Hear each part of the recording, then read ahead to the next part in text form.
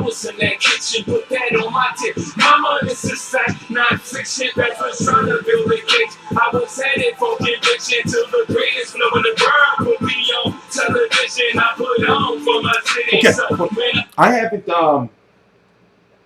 The news is pretty much about, at this point in time, about 4 hours or so. Not even 4 hours. About 3 hours or so old. That Andre Ward did not show up to what was being called a press conference for the Sergey Kovalev fight.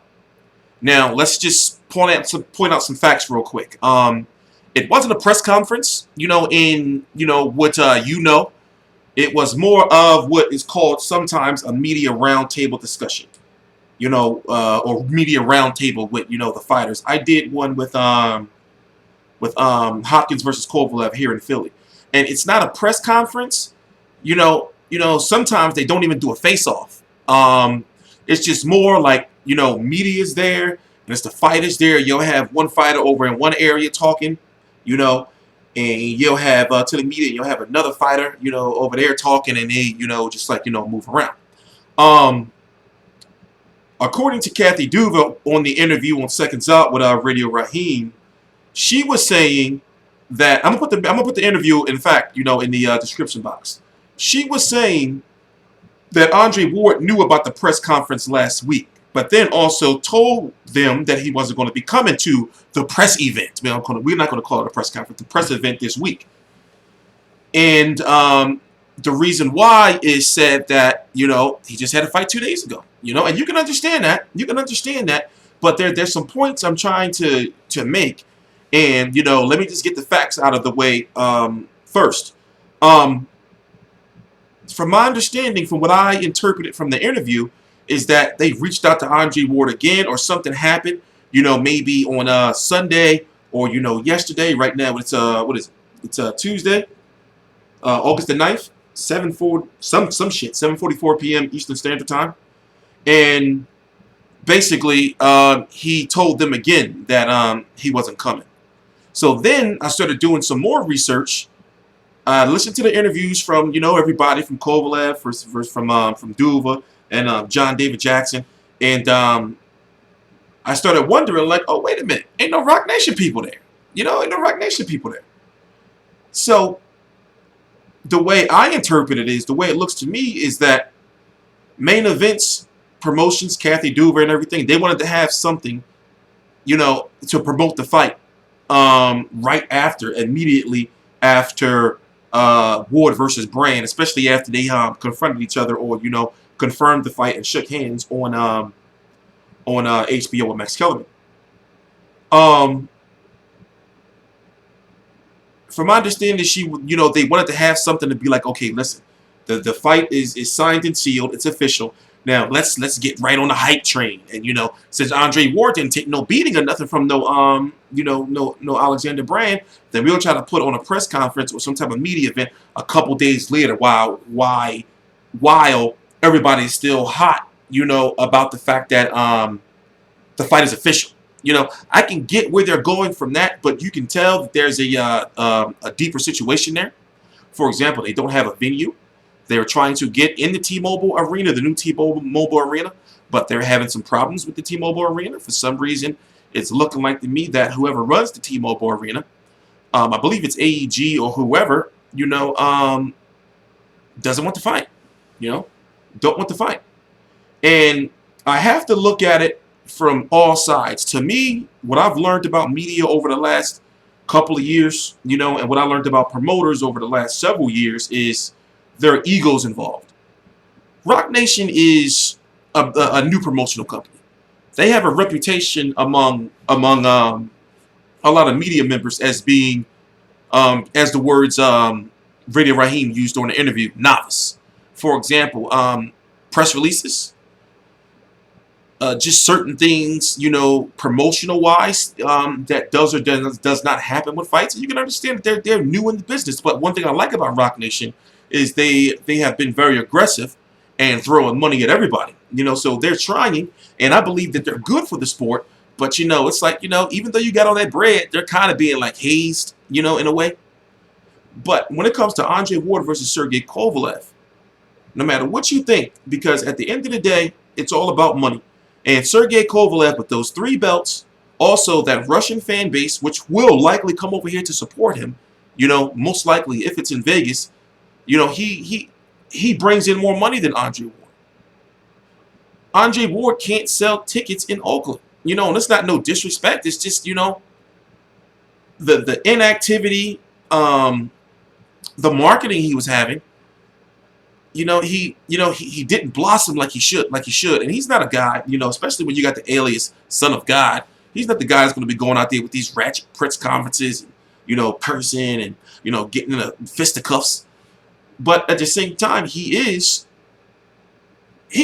ranked the pound for pound fighter in the world by many, including myself, because truth be told, I really can't count Roman Gonzalez. It's it's just in my opinion. I have my reasons, and within a couple of weeks, I'm going to be watching every single Roman Gonzalez fight I can watch, like for research. But Andre Ward, I look at my pound for pound as as in just this is me. This is just my personal opinion. If Andre Ward fought at this point in time, he's officially 175. But let's say when he was 168. I look at it like, well, if Andre Ward, for him to be pound for pound, can he beat everybody in a division below him? 160? Yes, when he was at 168. Can he beat everybody in a division above him? 175? Yes, and 168. So therefore, that's how I rank my pound for pound guys. For example, when Floyd Mayweather was pound for pound, his main weight was 147 pounds.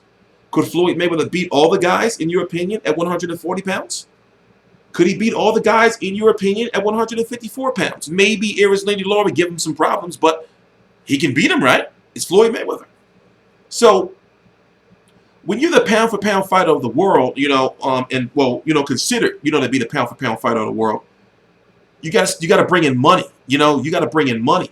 And I feel that even though, now we're going to get to the deeper issue, but just listen to what I'm saying. Even though Andre Ward fought 2 days ago, I feel that since his ass is in Oakland, the press event was in LA,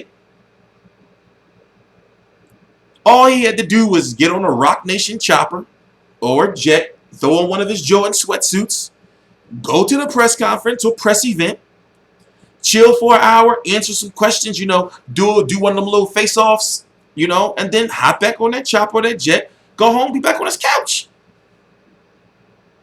Be back on the couch.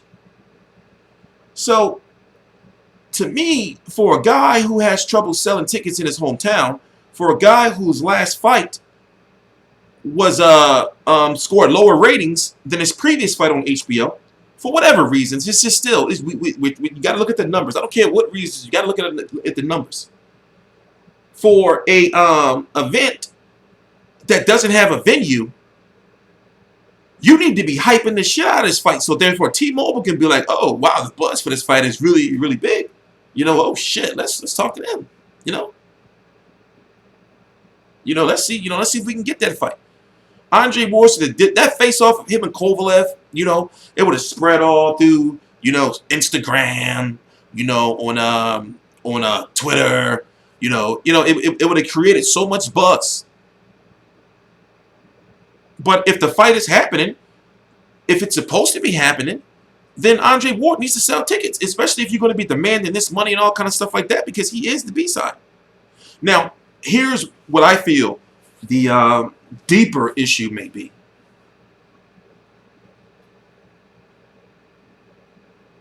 I feel the deeper issue may be that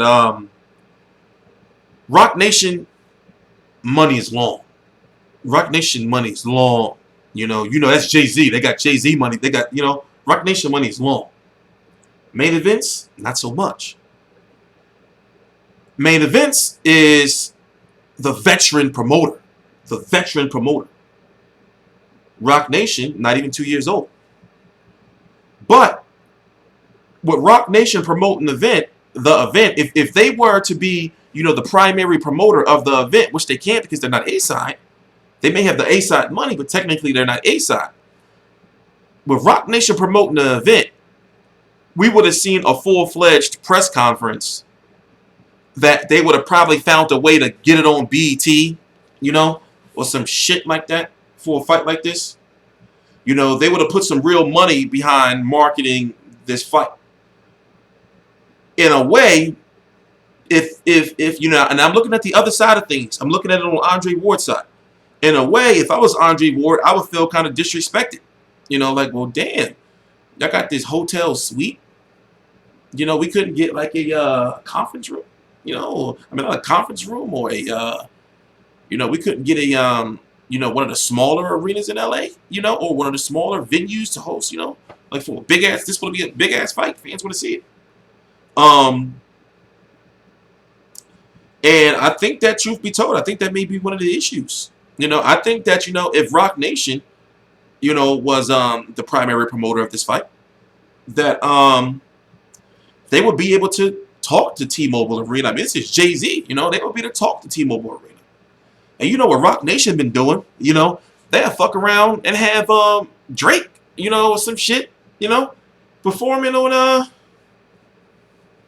can Rock Nation get Drake on a car? I mean, whatever. The point I'm trying to make is they can have they're gonna have performances and shit. You know, they're not gonna pull out no little Bow Wow. They're gonna pull out fucking Rihanna and shit like that probably. You know, and that's the what I'm thinking about. It's like, you know, maybe Rock Nation is looking like, well, damn, you know, they're gonna promote this event, even though they're the veteran promoters and they know what to do. And truth be told, Main Events deserves to promote this fight. You know, they've been building Kovalev to three belts. At one point in time, you know, Main Events wasn't doing so good. So, you know, like the right thing to do is to allow them to promote this fight to get their shine, you know, to get their shine, you know, to let them have their piece of history of saying they, you know, promoted Kovalev versus Ward. But you have to look where Rock Nation is coming from, and they probably think like, yo, we can, you know, we would have had this fucking shit popping. So there's so many different ways you can look at it, but if the fight is supposed to be assigned and official, then I feel that Andre Ward should have went to that shit, you know, for an hour and be like, damn, you know, like it could kind of. But I would have went in there for an hour with my sweatsuit on. I would have, you know, talked to some media. I would have did the face off, and I would have been out. Like, all right, you know, and I would have been getting on Rock Nation about like, listen, we got to get them to understand, you know, like, you know, we need to be, you know, like promoting this shit right. For example, where's the official press conference going to be? You know, going to be at the Holiday Inn. You know, and I'm not being disrespectful. This shit is the truth. This shit is the truth. This is Andre Ward with Rock Nation, and they looking at this fucking, you know, they probably looking at, I don't even know where somebody tell me where it was. In fact, I'll find out. I don't even know where the, you know, press event was.